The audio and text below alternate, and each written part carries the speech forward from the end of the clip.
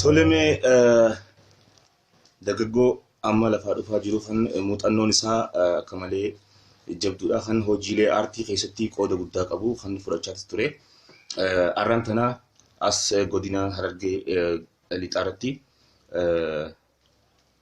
wal agarree isaa wajjin wal isin barsiisuudhaaf durarratti mee maqaa keessan nuuf ibsaa jaalleen jedhamtan. Jaalle Abbii Silashiitiin jedhama. Tole Abbii Silashii ogummaan kee gama aartiitiin ammasii kiiboordii dha'uu jiruun si dhufe. Kiiboordii ala ogummaalee adda addaatti irrattis yeroo hedduu si agarra. Mee maal fa'aadha?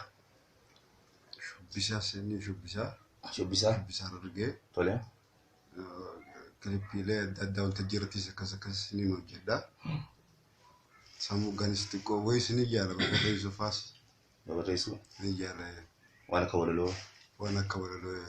Sirbaas kan inni nama kennees ni qaba.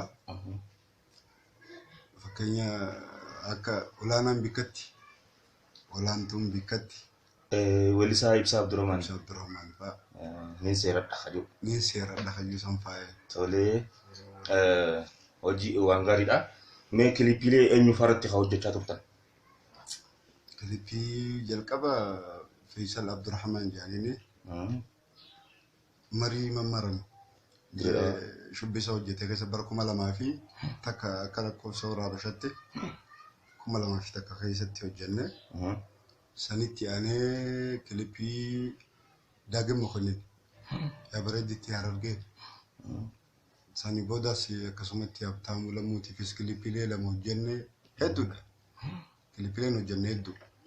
Okay, bareedduudha. Duba ogummaa aartiidhaa kan shubbisaatis ni qabda. Wayis ni babarreessitaa weellistoota lafaa dhufaa jiran hedduu waa keessatti hidhaa fi jirta.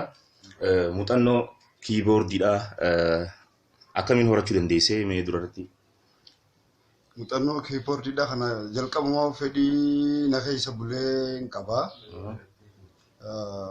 Barnootaan ala yeroo dheeraadhaaf barnootaan alattiin gartee piyaanoo xiqqishoo ijoolleen itti tattabattu kanaa hin eegalee achirraa gumii keessa hojjechaatiin ture.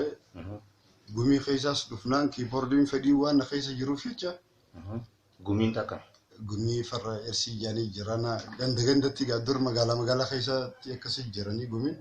Gumii san keessattiin kiiboordii baruu danda'e. Ayyaa ammoo kan hojjechaa jirtu maali? Mee hojiin ammaan tana irratti argamtu? Hojii amma kiiboordii irraan jira. Kiiboordimaan hojjechuuf jira. Baandii keessa baandii odaa bultuun keessa. Baandii ciroo ta'uu daabultuun? Godina Harargee baandii odaa bultuun keessaan kiiboordii sitee hojjechuuf jira. San moggachis sirbootaan gartee qindeessuu kana ol baasee akkasitti illee wanta qabaachuu baadhu fuuldura waan akkasitti irraan jira amma. Karaa biraatiin Abbii Silashii eessatti dhalate? Abbii Silashiidhaa kan itti dhalate godina Harargee Laangeetti.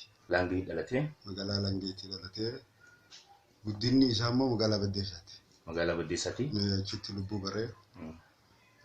Waa hunda achumatti hin bare. Hayyee mee Abbii Silashii kiiboordii dha'uu jirtu tanarraa mee hojiilee ogummaa kan kee ogummaa si ibsuu danda'u mee nu dhageessuun hin liisa? Takkaata ittiin beekamtu? Waan haarawaa moo hojiilee namaa?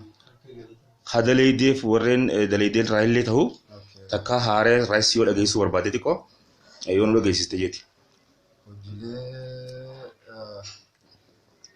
tasa lafan naqabte. Hojiilee galataa takka faallee ni jiranii. Asirra yoo jiraatan ni ilaalaga. Tole.